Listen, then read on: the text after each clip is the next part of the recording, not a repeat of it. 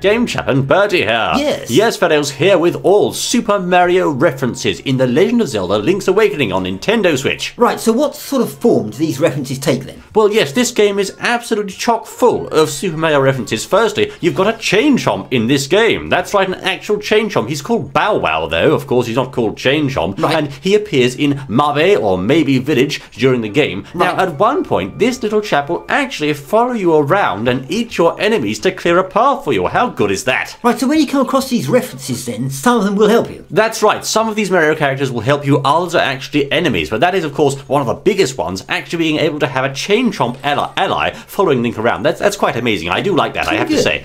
Then of course, moving on to the dungeons, during the sub-areas of the dungeons, when you go downstairs and things, you'll enter 2D side-scrolling sections. It actually looks like Mario, and also it has Mario enemies, although you're playing as Link. For example, you'll come up against Goombas, Piranha Plants, Bloopers, Cheep Cheeps, and Thwomps, and even more. So Link goes downstairs and down here he will find these Mario characters. Now are they enemies? Do they help him? What do they do? They're absolutely enemies, that's right. You can jump on the Goombas, just like in Mario. You can also use your sword to dispose of things like Piranha Plants, and during swimming sections you can also use your sword. So it's all very Mario meets Link crossover style. Yes, indeed. Then, of course, moving on, did you know Princess Peach is actually in this game? No, I didn't. So how do you find Princess Peach? Well, she's kind of in the game. During one of the game's trading quests, you will encounter a goat named Christine in the Animal Village who wears a big bow on her head. Now, she, of course, likes writing letters, and she'll give you a letter to take to a Mr. Wright, who also lives on the island. Now, when you deliver the letter to Mr. Wright, he'll show you the picture that the lady included for him to see, and of course, it's not Christine at all. Who's that? It's Princess Peach, old chap. Princess Peach. So, I mean, where is she in the game? Is she somewhere in the game? Well, that is her. I mean, she kind of is in the game, as you can see, because, of course, the goat is pretending that she looks like Princess Peach when actually she doesn't. I mean, Mr. Wright's very impressed, we're very impressed, but that goat's lying, I have to say.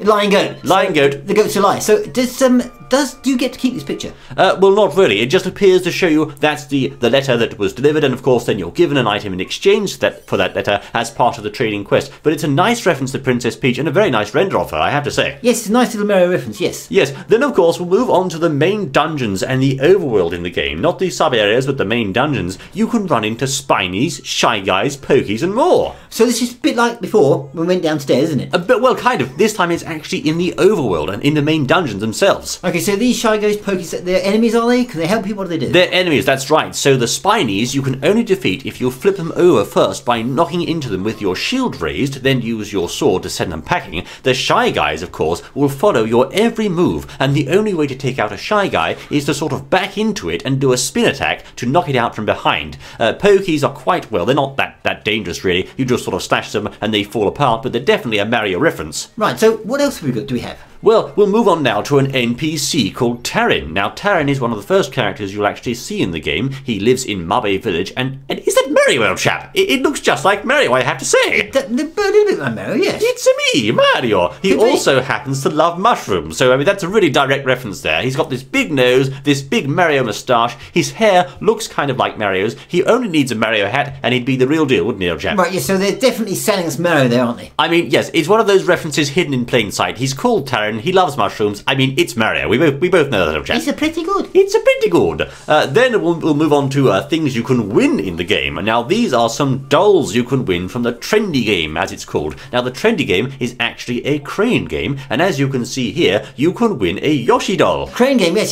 Now, yes. Of course, the Yoshi doll is just one of the dolls you can win. Later on, you can also win more Mario dolls, including a Boo, a Pokey, and more. And throughout the Mabe Village area of the game, you will find little stands where you can place the dolls or items that you win upon these stands like trophies. Actually, I do believe you'll give the Yoshi doll to a mother in the village as part of a trade quest, so that's a small correction there. But yes, these stands can take various trophies like Goombas, Spinies, and more for just, well, I suppose it's part of the game's overall references to Mario. Really, so many Mario references in this game. Now, also, you can find a really obscure Mario character in this game, and I'm quite surprised to see him here. It is, of course, Wart from Super Mario Bros. 2 North American American version. Now, Ward was the final boss of that game, and he appeared in a world called Subcon, which was like a sort of dream world, and that's really quite relevant, I think, to this game as well, which we'll explain later on. But you can actually find Ward indeed, although he's called Mamu in this game, and he'll teach you a new song that is crucial to the storyline. Oh, so you have to remember the song, do you? No, he sort of teaches you, and you can play it then on your ocarina afterwards. So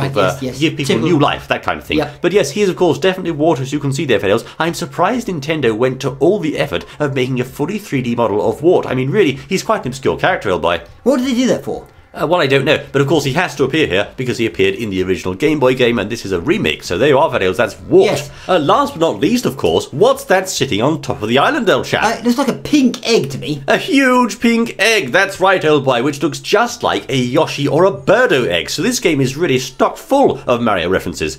It is, so what does this egg do then? Is it Yoshi? Is it, what does it do? Oh no, this egg is of course the so-called windfish's egg, and throughout the game there are many cryptic references to the windfish, and of course the hero's life being gone, and that kind of thing. Do you want us to tell you why this game is full of Mario references? Go on then. Well, it's kind of a spoiler, but really, the entire island is just a dream. It's an illusion. It's not real. It is a dream of a certain sleeper, and that is why it contains so many Mario enemies and references. I think this is kind of really the official Nintendo crossover game between Zelda and Mario. Yes, it could well be, yes, looks like it. That's right, that's why Link's seeing all these things in his dreams that aren't really there. I do hope Link's alright, old chap, I must say, I'm quite concerned for him. So loads of Mario references in this game. Chain Chomps, 2D side-scrolling things, Princess Peach, Tarin and the other guy, Wart, all there. That's right, so many Mario references. I can't believe, to be honest, that there are actually so many Mario references during the game, to the point where actually it seems like in every dungeon there's at least something that's Mario related. For goodness sake, there's even Kirby during the game at one point, old chap. Yes. Yes, indeed. This has been Game Chat and Birdie videos, bringing you all the Super Mario references in The Legend of Zelda Link's Awakening. Thank you kindly for joining us, and we look forward to seeing you once more in the next exciting outing. Until then...